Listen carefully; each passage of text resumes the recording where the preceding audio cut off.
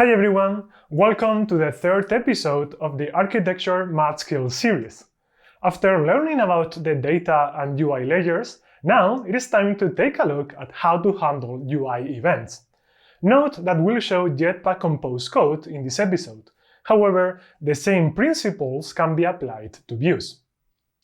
UI events are actions that should be handled in the UI layer. We'll take a look at two types of events: user and view model events. User events are produced by users when they interact with the app, for example, by tapping a button on the screen. View model events are actions that we want the UI to take that originate from the view model. Okay, let's start by covering user events. As with previous episode, we'll use the Jetpack Compose getNewSample to show some use cases. As I mentioned earlier, user events are produced by the user interacting with the app. For example, when there are no posts available to show on the screen, we show a button that lets the user load the content manually. This code path can be found inside the home screen with list composable, in the home screens file. In Compose, we just pass a value to the onClick parameter available in the button composable. Note that in the view system, you could use a setOnClick listener in the button to react to the event. As you may already know, Compose uses functions as a way to propagate events up the UI hierarchy until we reach a composable that knows how to handle them. As refreshing content is business logic, we delegate that logic to the view model. Going up the UI hierarchy, we end up here in the home route composable present in the home route file. In there, we have stateful composable where we can call our view model. In the onRefreshPosts lambda, we call homeViewModel.refreshPosts function that will trigger the business logic. If we take a look at the ViewModel class, you can see how it exposes functions that handle business logic for the UI to call when needed. User events are very common in apps, as it is what makes them responsive. Nothing new here, you've probably been doing this for a long time already. Let's move on to view model events. View model events are actions you want the UI to take that originate from the view model class. For example, telling the user that there is no internet connection or that a request failed. Even though some of these actions produce transient UI updates, such as showing messages on the screen, they should also be modeled as part of the UI state. These events should always result in a UI state update, since that's the way we communicate with the UI. And that is what we are going to do next.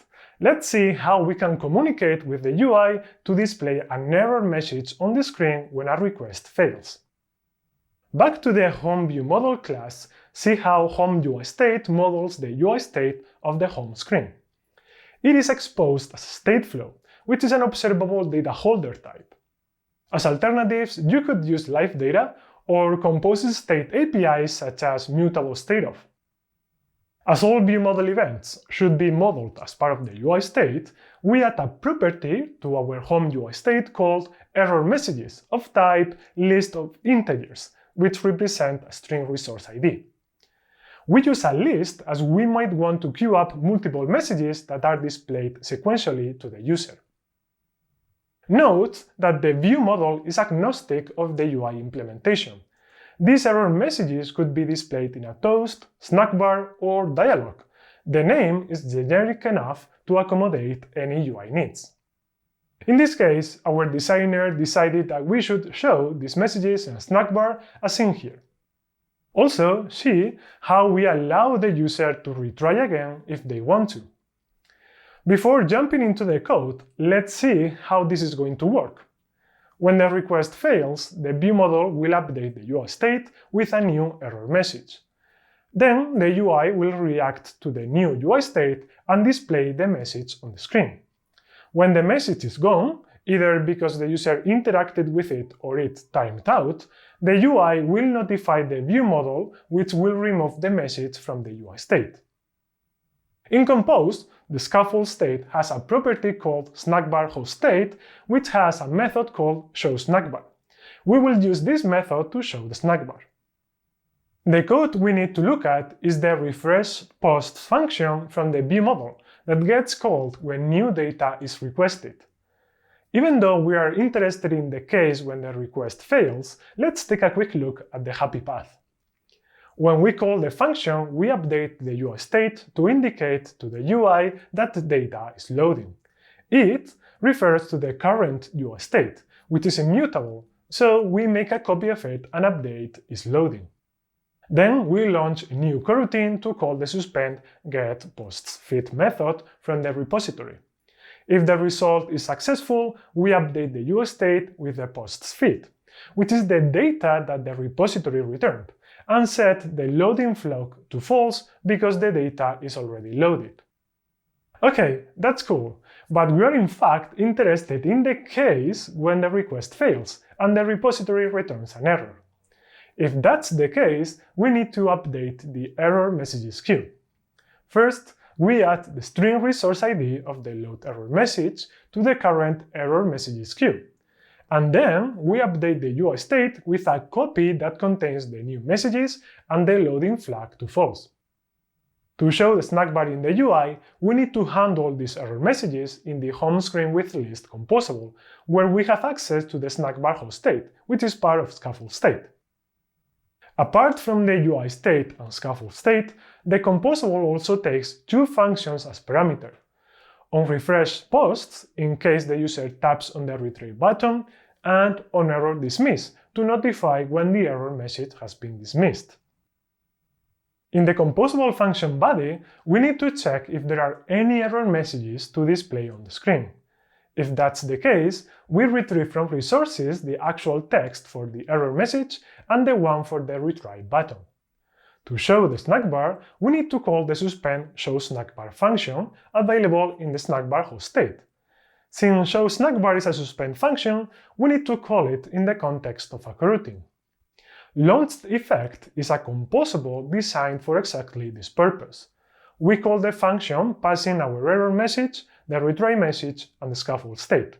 These are used as keys by the LaunchEffect, and if any of their values change, the coroutine will be cancelled and restarted so that the UI always displays the most up-to-date information.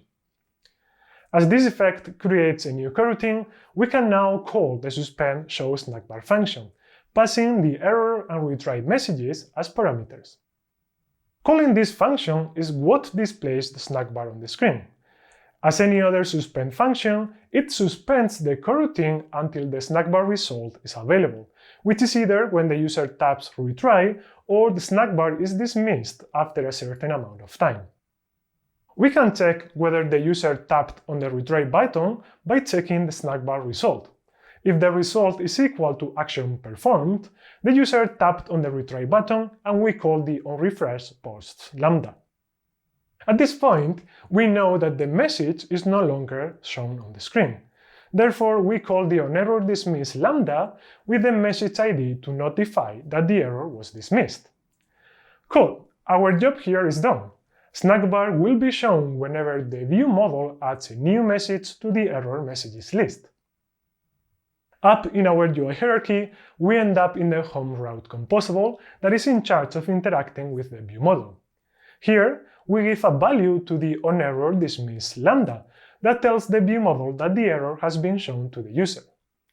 If we jump to that function, you can see how we are removing the message from the error messages list and updating the UI state with the new value. The user interacting with the message or the message timing out is a state change that the view model should be aware of. That's why the UI has to communicate when it happens to the view model. However, this confirmation is only required for those view model events that are affected by user actions. And that's it for this episode. I hope you learned the different types of UI events and the best practices to deal with them in code. To learn more about this topic, don't forget to check out our guidance on UI events, link below. Next up in this series is the domain layer episode. Don't forget to subscribe to the Android Developers YouTube channel to get notified when it comes out. Bye!